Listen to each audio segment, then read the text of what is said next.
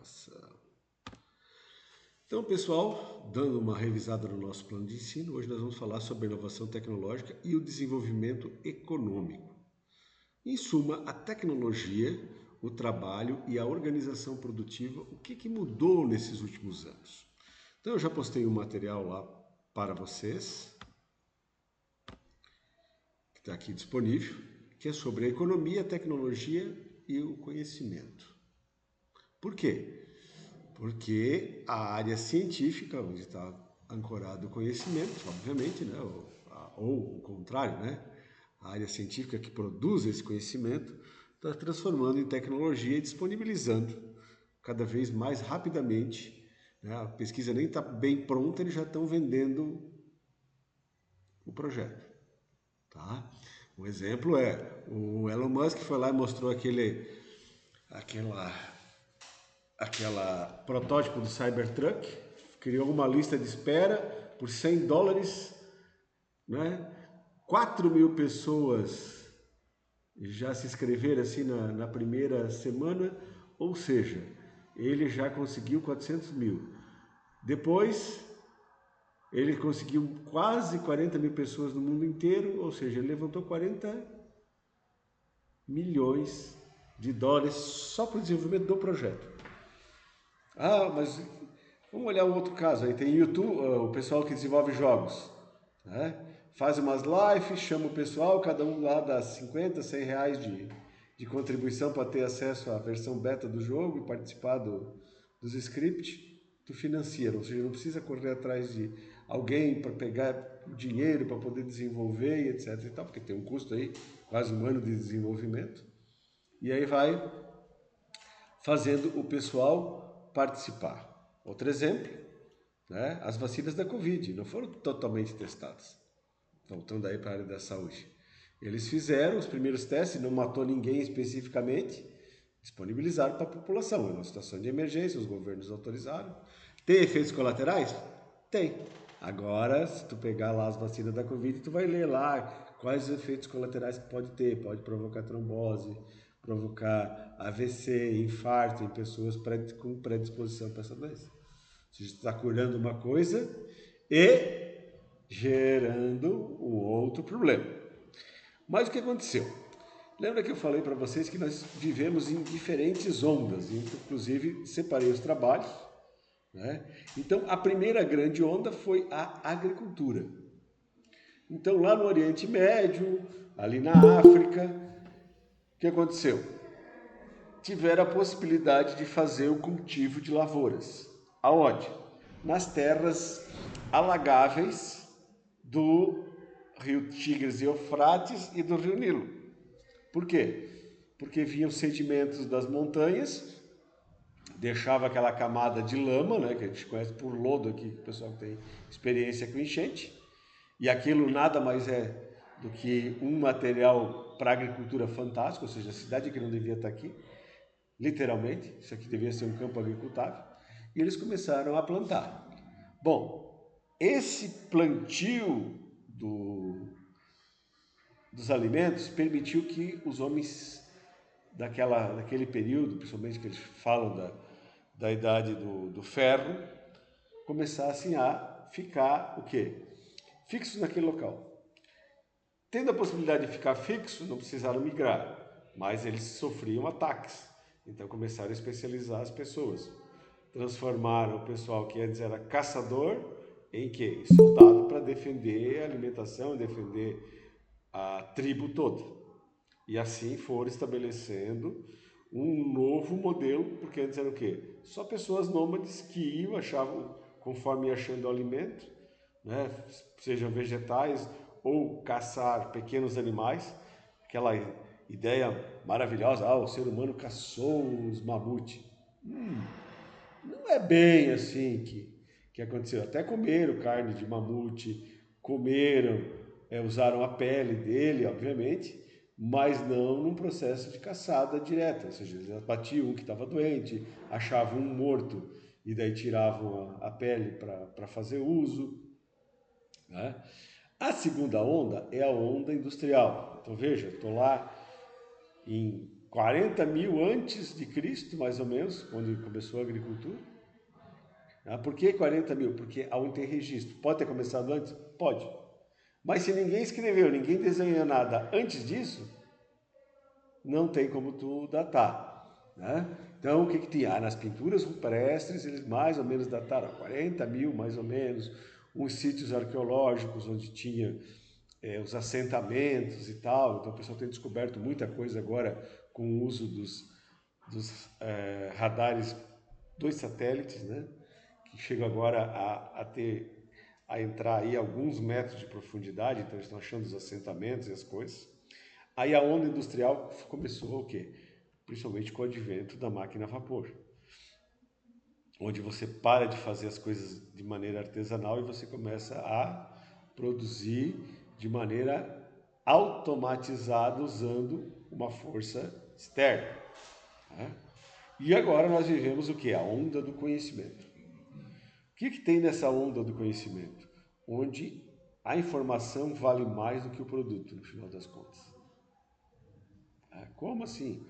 Veja, vamos pegar a Mercedes, que é uma empresa que tem unidades em todos os continentes. Todo país tem um carro Mercedes, nem que seja o carro do presidente ou dos, como aparece muito nos filmes, os carros dos bandidos, né? Ela vale menos que a Microsoft, que tem só ano que vem ela vai fazer 50 anos, a Microsoft. E tem meia dúzia de prédios, tudo bem que ela deve ter uns 5, 6 mil pessoas trabalhando para ela, né? Mais parceiros, etc e tal. Mas 5, 6 mil para a Mercedes é uma das fábricas. Né? Então, essa onda do conhecimento é muito forte. Então, por exemplo, saímos da onda agrícola e da onda industrial, onde uma teve 6 mil anos de certeza, mais aproximadamente 40, pelo que eles estão imaginando. Isso aqui é uma adaptação do Toffel, do Lynch e do Cordes. 300 anos da onda industrial e aí algumas décadas da onda da informação, que agora se transformou, nós estamos vivendo a quarta onda, a onda do conhecimento. Ah, professor, mas essa onda da informação foi quando criaram os computadores. Ainda não estava vinculado ao conhecimento como nós temos hoje. E vamos ter outras ondas aí para o futuro. Então vamos pegar a industrial, tá? De 1875, antes da máquina a vapor, se usava o quê? A força da energia hidráulica. Não para necessariamente gerar energia elétrica, mas aqueles moinhos. Então tem uma serraria que tem 75 anos que ela foi construída, que está lá em Ibirama, tem o Museu da Madeira ali no Centro de Inovação, que foi implantado ali depois de vários anos, justamente para mostrar essa situação do uso das rodas d'água que geravam energia para cortar madeira, para moer grãos. Então, uma das localidades mais famosas aí que o pessoal anda passando agora para ir para Blumenau ou para o litoral é por dentro de Londres, e lá tem uma localidade chamada Atafona, né, que é famosíssima. Logo em seguida, pessoal, entraram os têxteis e o ferro. Ah, professor, mas não teve a ideia do ferro? Teve. Mas aí você começa a pensar o quê? A siderurgia efetivamente, que não é mais um ferreiro derretendo os metais lá e forjando manualmente as coisas. Tá? Isso veio em filmes históricos aí, o ferreiro fazendo a espada do rei, né? Mostra lá, e batia, e batia, e batia, e aquecia, e botava na água fria, e botava de novo, e ia até moldar a espada, depois afiar, etc. e tal, né? Logo em seguida, nós temos em 1845 a entrada da máquina a vapor. Ah, professor, mas entrou a máquina a vapor, só foi ali que foi descoberta? Não, ali ela entrou em funcionamento para valer. Lá dos gregos o cara já tinha um equipamento que ele via que, aquecendo a água, aquilo lá girava em alta velocidade, mantendo a pressão e etc e tal.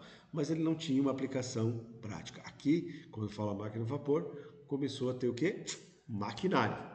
Então também no Centro de Inovação vocês vão encontrar uma coisa chamada locomóvel. Não é de louco não, é de locomotiva móvel. Tá? Que era um equipamento que era utilizado para quê?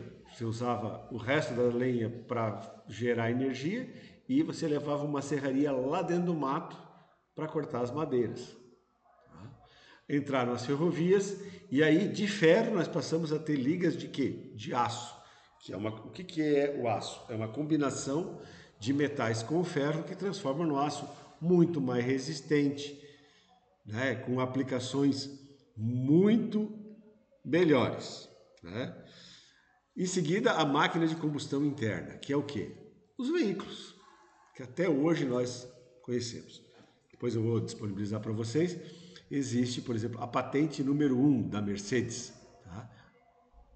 A única coisa que ele fez foi o seguinte: colocar embaixo do assento um motor que tracionava as rodas, uma roda de bicicleta na frente, com um guidão, literalmente um guidão único, onde você puxava, né? E se eu puxasse para a direita, ele ia para a esquerda, e se eu puxasse para a esquerda, ele ia para a direita. Era ainda invertido isso aí. Deixa eu ver se eu acho aqui só para ficar melhor explicitado para vocês, ó.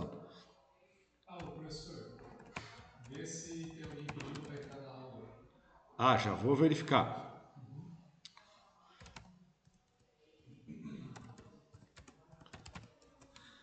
Então, vou achar a imagem aqui. Oh, mas não tem que ser no Google, porque não adianta o Bing aqui não acha as coisas. Vamos ver se tem mais alguém aqui. Pessoas. Permitir todos. Permitir.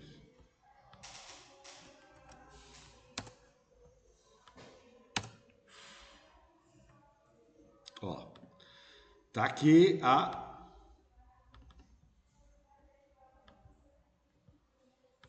patente número 1 do veículo. Eles fizeram réplicas, mas não é a original. Tá aqui no próprio site da Mercedes-Benz. Tem que aceitar, ó. Tá aqui, ó. Como que ele era, ó, estão vendo? E como eles fizeram aqui, ó.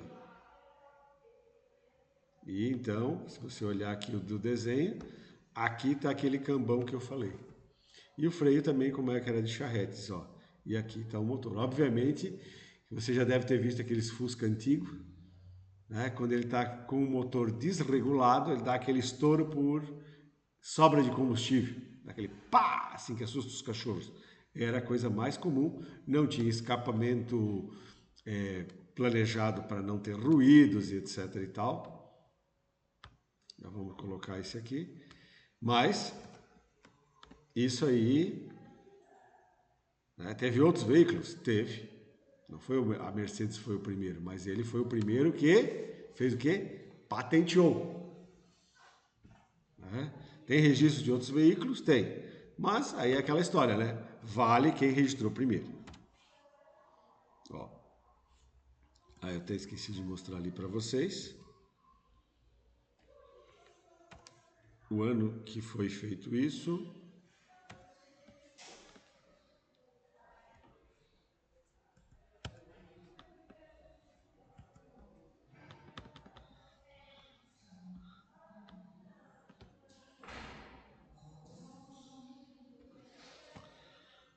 A Mercedes está aqui, a patente número 37.435, deixa eu ver a data. 25 de janeiro de 1800 e agora faltou. Vamos ampliar porque senão ele não enxerga. 886, tá vendo? a cidade de Mannheim. Eu visitei esse museu, é muito legal, gente. Tá? Mostra esse protótipo ali desenhado, aqui como é que era o sistema de engrenagens, né? O cambão ali para você dirigir ele. Isso aqui era um negócio, o estrivo para você subir e o motor aqui embaixo rodando. Então, deixa eu ver se ele permita, ó. E aqui, obviamente, tinha foto naquela época? Não tinha. Fotografia ainda não estava disponível.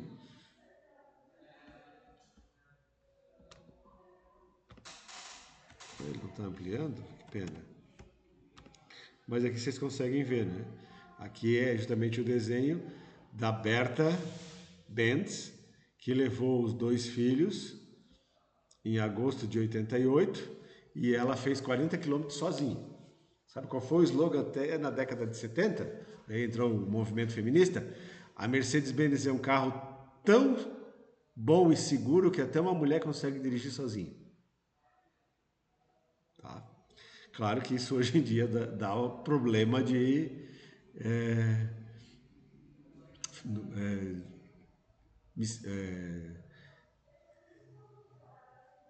ser misógino, acho que é o nome chique da coisa. Tá? Então, mas naquela época não tinha nada disso, era assim que a coisa funcionava. Bom, voltando para cá, nós temos o que depois? Das máquinas de combustão interna, que ele está dizendo, olha, elas começaram em 1900, elas já começaram em 880, 1880, e 1885 já estava a primeira registrada. 86, desculpa. Em seguida, a eletricidade. Aí entra o nosso amigo Thomas Edison. Ah, é? Por quê? Não, o Benjamin Franklin descobriu a eletricidade com choque lá e tal, lembra? Foi empinar a pipa com a chave de casa, levou recebeu o raio, etc. Tal. A eletricidade já tá... Mas aí quem empacotou e entregou nas casas? O nosso querido amigo Thomas Alva Edison. Inclusive, depois eu vou postar para vocês, tem uma lâmpada que está ligada desde 1901, tem uma página própria na internet, ela está no quartel de bombeiros. Ao todo, ela foi desligada umas 20 vezes, entre 2 mudanças de local e alguns lugares que faltou energia. Então, para ver como ela era bem construída. Aí entrou também fortemente a indústria química, né? Com várias soluções para a humanidade e também por questão de guerra. Então, a gente pegar lá na Primeira Guerra Mundial, foram usadas muitas soluções químicas para matar pessoas. Inclusive, os defensivos agrícolas contra as pragas e ervas daninhas foram desenvolvidos naquela época, mas com a finalidade específica de acabar com a produção e matar o outro país de fome. E ela dispersa por avião já. Por isso que você tem muita história aí, vê muito nos Estados Unidos e no Mato Grosso, a aplicação de defensivo agrícola utilizando aviões. Isso é desde aquela época. Né? Começou com fim militar e depois entrou para a agricultura. A aviação, aí, mas poxa, professor, o senhor falou que lá em 1918 já tinha avião? Já tinha. Mas em 1950 ali, você começou a ter o quê? As companhias aéreas. Resultados do quê? Da Segunda Guerra Mundial. Porque antes era o quê? Cada avião levava o quê? O piloto, mais um copiloto, mais 2, 3 pessoas juntas e olha lá. E aí começaram a ter o quê? Aviões cargueiros durante a Segunda Guerra Mundial. Para quê? Para transportar os soldados, paraquedistas, que eram lançados de paraquedas atrás das linhas inimigas. Bom, acabou a guerra. O que eu vou fazer com a fábrica de avião que leva ter os aviões grandes? Pô, vou criar as companhias aéreas e levar as pessoas de um lado para o outro do Oceano Atlântico, já estava fazendo isso mesmo, e também levar as pessoas internamente, principalmente nos Estados Unidos. Então, só para vocês terem uma noção, Rio do Sul, não é o de Londres, Rio do Sul já teve um aeroporto. Já ouviram falar numa rua chamada Jacó Finardi, é uma rua aqui do Cantagalo, e ela é a Rua da Celeste, passa na frente do Henrique Fontes. Ali era a pista de pouso de Rio do Sul. Daí depois, cortaram a pista no meio para entrar com a ponte da Avenida Ivo Silveira. Daí desativaram. A cidade de Londres ainda pertencia a Rio do Sul, disseram, não, vamos manter aquele aeroporto lá, que lá está mais longe. Lá só chegou as construções em volta, quando chegou também o quê? A ponte lá de Londres com acesso à BR-470. Daí passa ali próximo, né? Depois tivemos o quê? Os petroquímicos, os eletrônicos, mas os eletrônicos antes do computador, gente. Tinha televisão a válvula, lembra? Tinha os relés, etc. Tal. Tudo tecnologias que foram empregadas na computação. A questão da informação, comunicação, tecnologia e biotecnologia, ela ficou forte a partir dos anos 1990 e agora os anos 2020 elas dispararam. Por quê? Quando a pandemia. Já tinha uso, etc e tal, mas ela entrou no radar de todas as pessoas. Então, todo mundo, a Microsoft fortaleceu o Teams. Nós estamos usando o Meeting aqui da Google, né? E eles foram intensificados o seu uso a partir do ano de março de 2020, com a pandemia e o bloqueio das aulas. E as empresas também começaram a utilizar. Então aqui que eu estou colocando para vocês. Antigamente, a empresa valia mais pelos ativos, ou seja, a fábrica, o maquinário, etc e tal, e só um pouquinho, 30% sobre o intangível, que é o quê? Propriedades intelectuais, marcas e patentes e cérebros. Vamos pegar a Nike. Existe uma fábrica da Nike? Não tem. Lacoste? Também não tem. No caso da Lacoste é costurado ali em Taió e em Jaraguá do Sul, para o Brasil, para a América Latina toda. Mas o que eles fazem? Eles fazem toda a parte do marketing, fazem toda a parte do desenvolvimento do produto, do desenvolvimento da escolha dos tecidos, das cores, etc e tal. E tem as lojas de distribuição. Obviamente que acontece o que também? Pirataria em cima disso. E essa é uma das brigas que os Estados Unidos têm muito forte com o Brasil, dizendo que o Brasil não respeita as regras. Por quê? Porque nós somos especialistas em ter camelôs, em ter a 25 de março, né, onde são vendidos produtos que deveriam estar resguardados pelo licenciamento. Né? Então, o que vale hoje? A marca da empresa, o relacionamento com seus clientes, as suas licenças, o ambiente de trabalho, banco de talentos, né, o ambiente e o processo decisório. Então, as principais empresas que valem hoje, IBM, continua tendo um valor de mercado fortíssimo, ela é especialista em mainframes, a Microsoft, a Amazon, a Nike, a Cimatec, a AOL, que pertence a quem? Ao Bill Gates, não pertence à Microsoft, pertence ao Bill Gates, tá? A Nokia e, obviamente, né, o Thinking Different, aqui é a nossa querida Apple, né, que lança moda na área de comunicação. Então, o que aconteceu? Na área industrial, era marcado o quê? O uso de tratores, trens, ferro, e aqui você tinha várias pessoas trabalhando. Diminuiu muito. Sociedade do conhecimento. O teu trabalho está baseado na parte de computadores. Passou-se a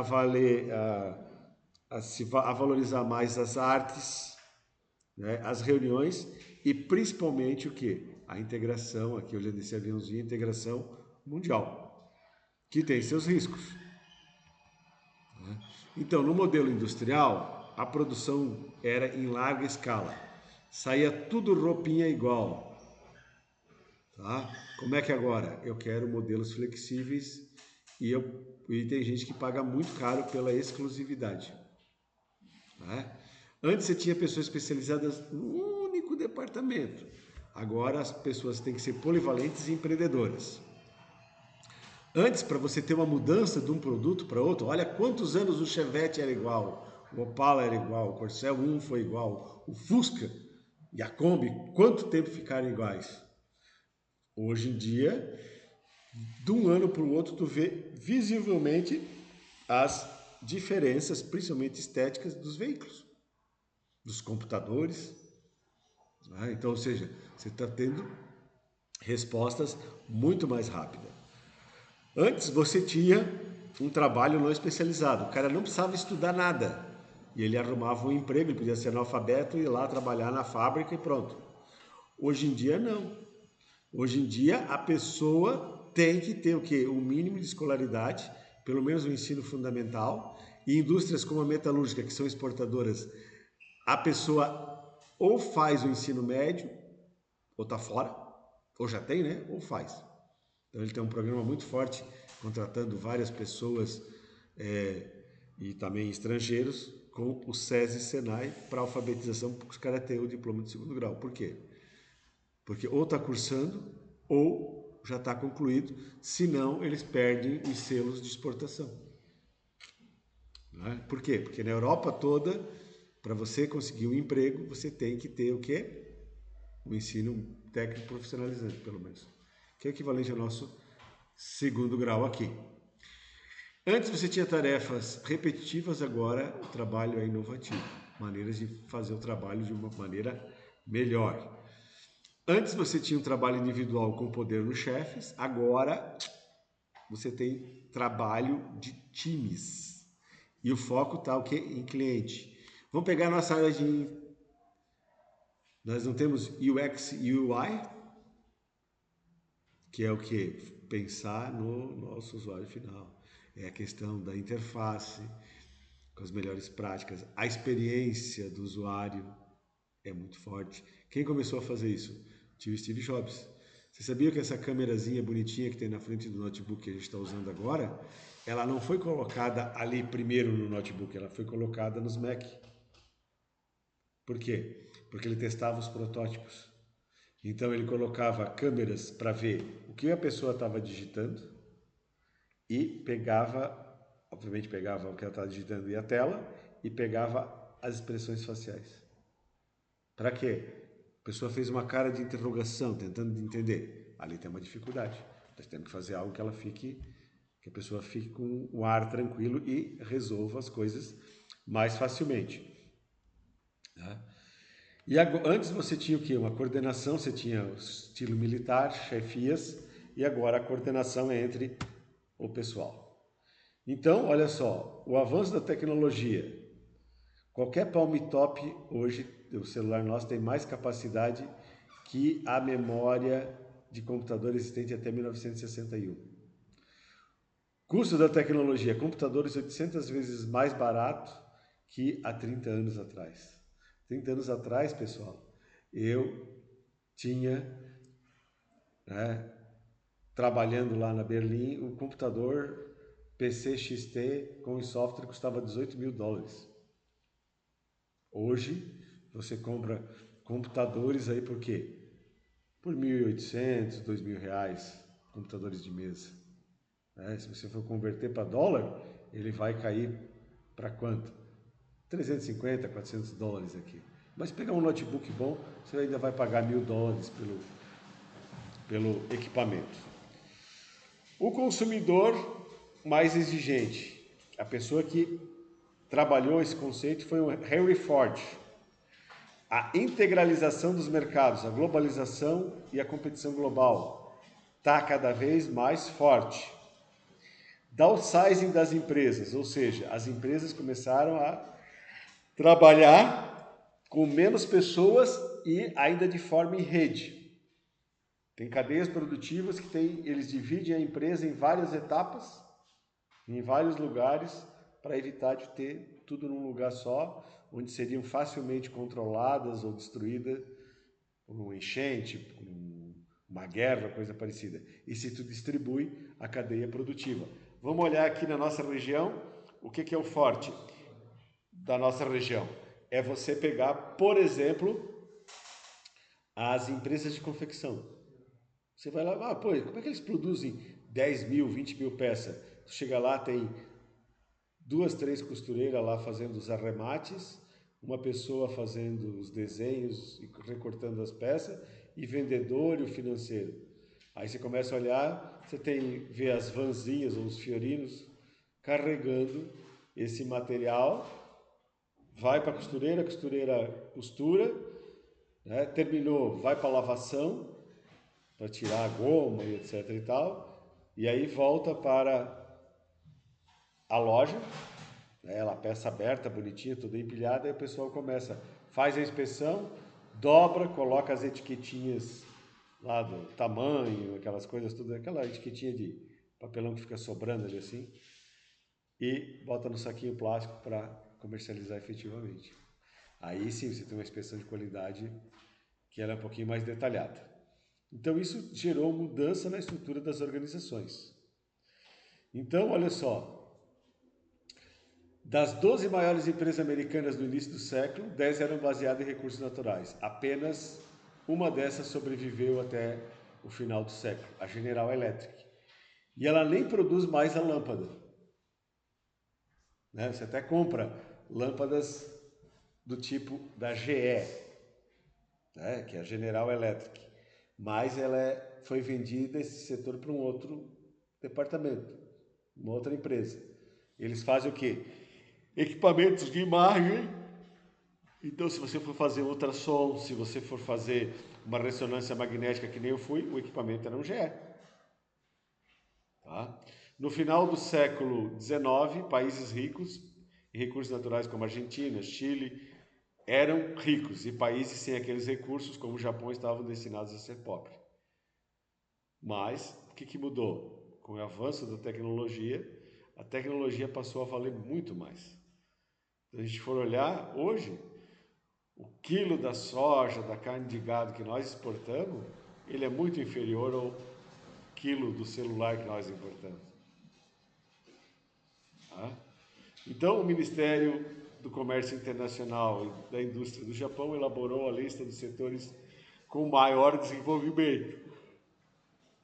E eles aplicaram. Então, hoje o Japão domina microeletrônica, biotecnologia, já viram os robôs japoneses e a longevidade que eles chegaram, indústrias de nova ciência de materiais, telecomunicação, fabricação de aviões civis, máquinas operatrizes de robôs e computadores, todos setores mais cerebrais. Então, por que é importante essa gestão desse conhecimento, para não deixar ele embora das regiões e para desenvolver ele cada vez mais? Um estudo da OCDE, pessoal, o que é a OCDE? A Organização para a Cooperação e Desenvolvimento Econômico, mostra que cada ano adicional de estudo implica no aumento de 8,5% de produtividade industrial e 13% no setor de serviços, que é a área de tecnologia. É fácil, você pega uma pessoa que está formada no nosso técnico de informática, ele vai ter uma performance e um nível de conhecimento, um nível de entendimento de tecnologias. Quando passa para o curso superior, você vê que tem o quê? O aprofundamento disso. Então, o conhecimento foi o principal item de exportação dos Estados Unidos. Tá? Então, licenças, royalties, etc. e tal. Inclusive, se acontecer de ter algum bloqueio dos Estados Unidos, já pensou se os Estados Unidos bloquear que as empresas americanas façam negócio com o Brasil? Nós não temos mais a Amazon para hospedar, nem a Microsoft com as licenças, nem a Oracle com o banco de dados, nem a Cisco com os equipamentos de telecomunicação, nem a IBM com os servidores, nem a HP, nada. Imagina que loucura que nós vamos voltar para a idade da pedra quase. Porque onde é que a gente ia achar equipamentos equivalentes? Então, no Brasil, 97% das crianças estão na escola, contra 93% lá de 90%. Estamos formando 2.400 mestres e passamos de menos de 298 servidores hosts para mais de 1.600. E mais de 90% dos brasileiros prestam contas de imposto de renda via internet. Tá? Você pode ainda entregar em papel? Pode, mas você tem que ir lá onde tiver unidade. Aqui não tem mais nem unidade da Receita. Então, a média de anos de estudo da população ativa no Brasil ainda é 5,8 anos. Por quê? É fácil. Você vai fazer uma entrevista em vários locais, você vai encontrar o pessoal que parou lá na 5ª série. Tá?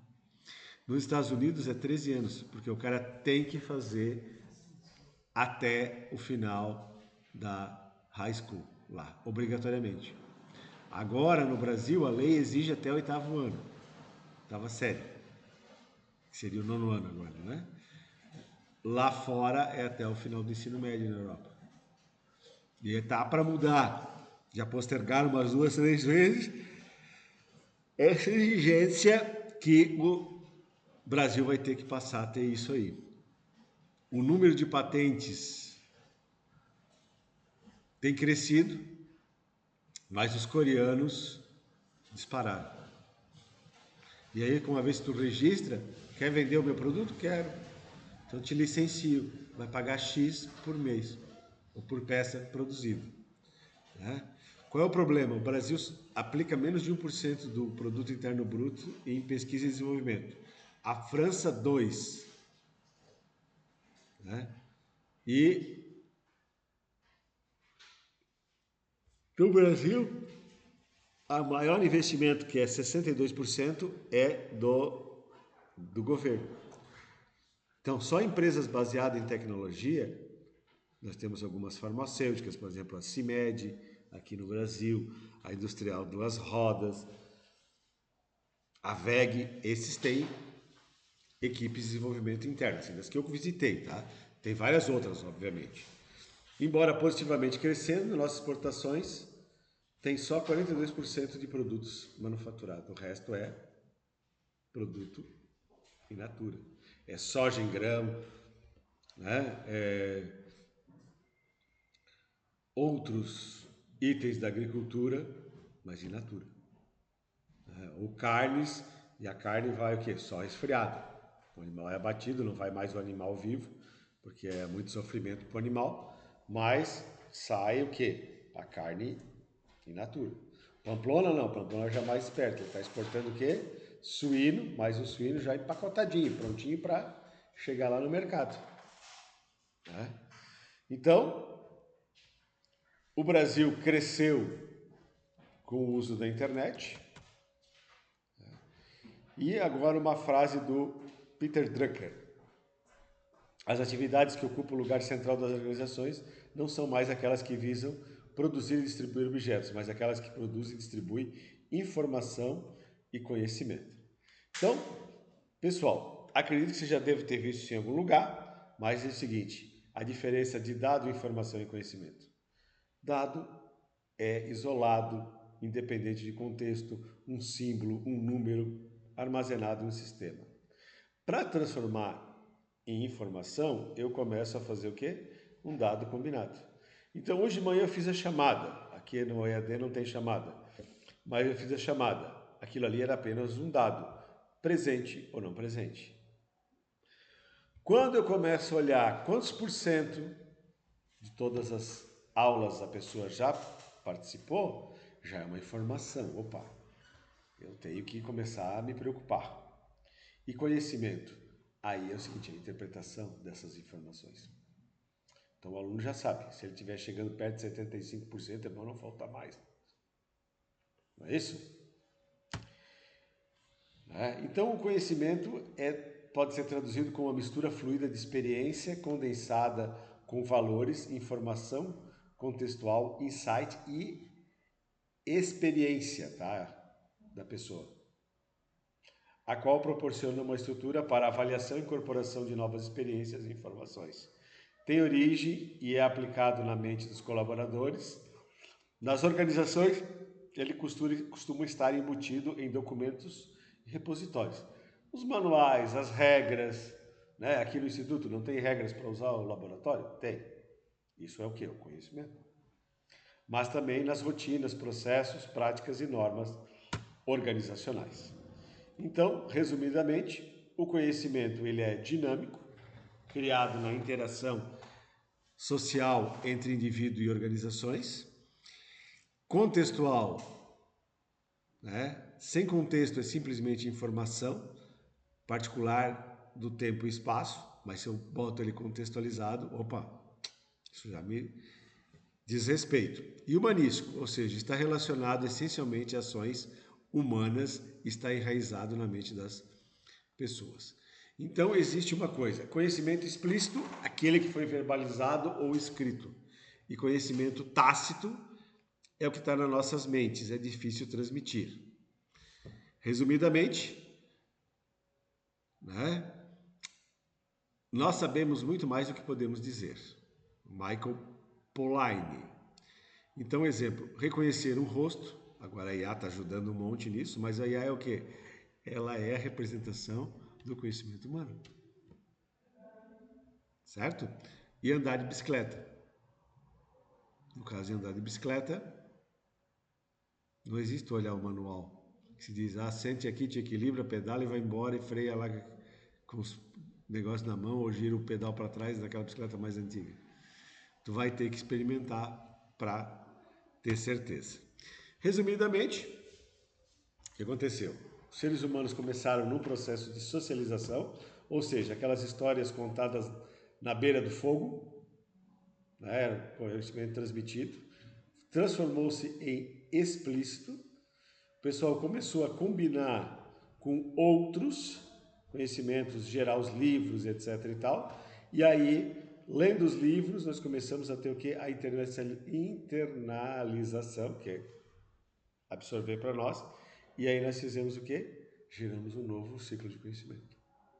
Fazendo o quê? A socialização desse conhecimento. Por isso que é tão importante e nós pedimos sempre para quê? Fez o trabalhinho de aula? Poxa, vamos fazer no modelinho do nosso evento, que é o 4C, Congresso Catarinense de Ciência e Computação, vai acontecer novamente aí no segundo semestre, e apresentar para os colegas, que não adianta ter o conhecimento e não socializar eles. Então, o que acontece? O conhecimento tácito, ele começa no indivíduo, é explicitado no grupo, tá vendo aqui? E depois internalizado nas organizações e, obviamente, entre as organizações. Então, entre as universidades, entre as empresas, e assim você vai fazendo. Então, a gestão do conhecimento é uma nova forma de ver as organizações com enfoque integrado para identificar, capturar, gerenciar, compartilhar o conhecimento das organizações. Tá? Então, olhando os modelos, né, o Stewart falava que a empresa tem que ter capital estrutural, capital de clientes e capital humano. O Edson já colocou que o estrutural é o organizacional, então não precisa ter necessariamente uma estrutura física. O capital de clientes eles continuam e o capital humano, ou seja, as pessoas. Já o Shelby diz, não, é uma estrutura interna, uma estrutura externa e as competências ficam onde? No ser humano, né? E o Cry diz que existe um capital estrutural, um de relacionamento e um capital intelectual. Por que de relacionamento? Porque normalmente de relacionamento é com os clientes, mas não é só com os clientes. O termo mais chique que saiu aí foi stakeholder, que é toda e qualquer pessoa ou organização que tem uma interação com a minha empresa ou organização por um motivo. Então vamos pegar o Instituto Federal. Quem seriam os stakeholders? Os professores e os funcionários, obviamente. Os alunos, certo? Mas também a comunidade. Por quê? Porque a gente faz os processos de extensão. Então, no ambiente de negócios, o que acontece? Nós temos a organização, o governo, que dita regras, novos entrantes que determinam os próximos passos dessa organização. A Apple lançou uma funcionalidade no iPhone e a Samsung tem que correr atrás e fazer igual, né? Os atores, que são os clientes, os fornecedores, os sindicatos, que daí protegem os funcionários, e a concorrência. Mas impactam isso novas tendências tecnológicas, econômicas, sociais e políticas. Que aí tem o lobby para fazer lei, tanto para bloquear alguma coisa quanto para incentivar alguma coisa.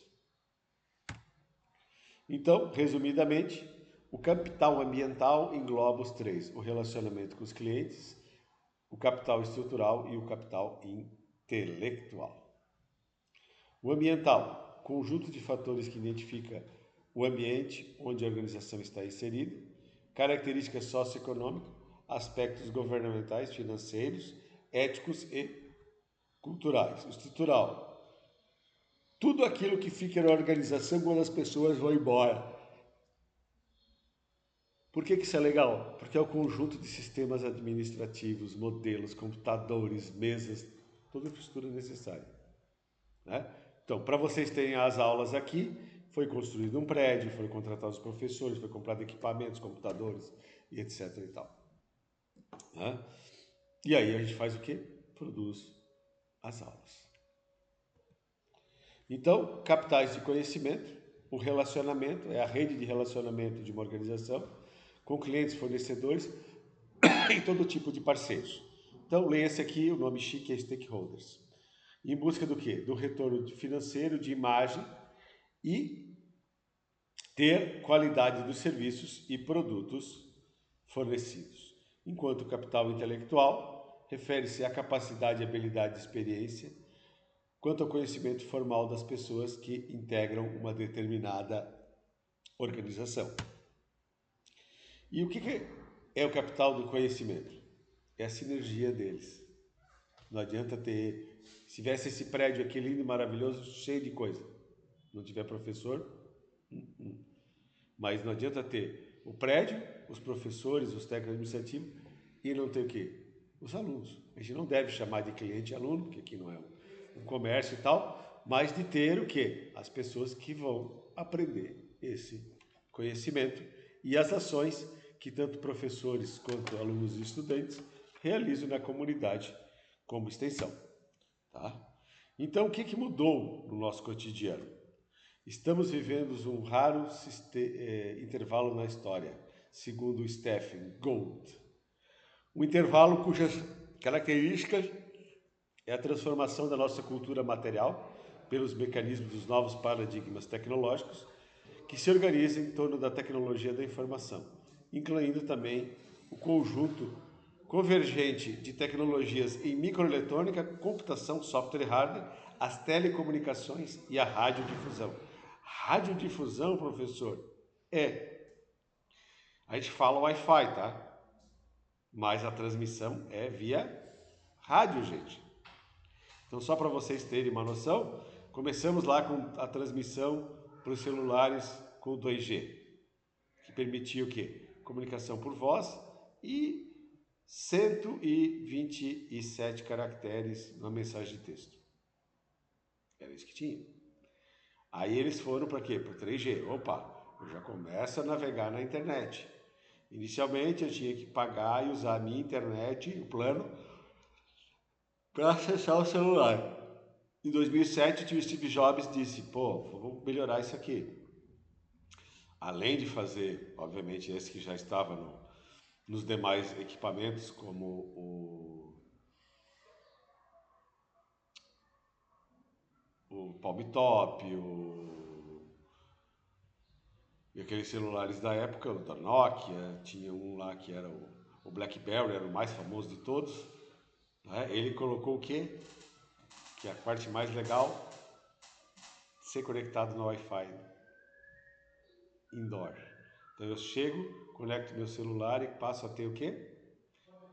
Acesso à internet aqui sem gastar meu pacote de dados. Porque qual era o problema? Se eu for para um lugar, para um sítio, um lugar mais afastado da cidade, se eu tiver lá a internet, o Wi-Fi lá, eu consigo utilizar o meu equipamento. Não é isso?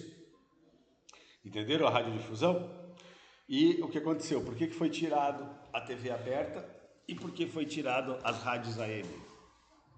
Porque a faixa AM, que é amplitude modulada, foi reservada para o 5 e 6G. Viu que legal? 4G chegou, 5G está entrando aí com força, mas está usando essa faixa de radiodifusão. Tá? Então, mudanças no nosso cotidiano, o processo da transformação expande-se exponencialmente em razão de sua capacidade de criar interface entre o campo tecnológico mediante a linguagem digital comum na informação, como ela é gerada, armazenada, recuperada, processada, e vivemos num mundo em que, segundo Nicolas Negroponte, se tornou digital. E agora com a inteligência artificial, mais ainda. Né? Então, um exemplo, né? A receita da fazenda, o imposto de renda está lá, informações de Santa Catarina e dos municípios, o DETER tem os horários de ônibus, o Detran SC GovBR tem a nossa carteira de motorista e as informações dos nossos veículos para pagar os impostos, etc. e tal. Secretaria da Fazenda tem toda a legislação tributária do ICMS, do IPVA e todos os outros impostos. E aí eu posso buscar informações de tudo quanto é lugar. Exemplos, www.bb.com.br. Antigamente nós tínhamos o BESC virou o Banco do Brasil, então não usa mais o 27, usa o 1. Caixa Econômica 104, Itaú 341, Bradesco 237 e Unibanco, que era 339, virou Itaú. Certo? Então, no mundo digital, a comunicação via e-mail, educação EAD, da qual vocês estão participando agora, para jogos, revistas, TV, toda TV agora tem o quê? Seu canal na internet e está transmitindo na TV aberta e na internet, porque viu que consegue muito mais gente assistindo, usando o computador durante o trabalho, do que, ou à noite em casa, né? Do que na televisão propriamente dita. Né? Então, nós temos vários jornais disponíveis aí e vamos encerrar a nossa aula agora.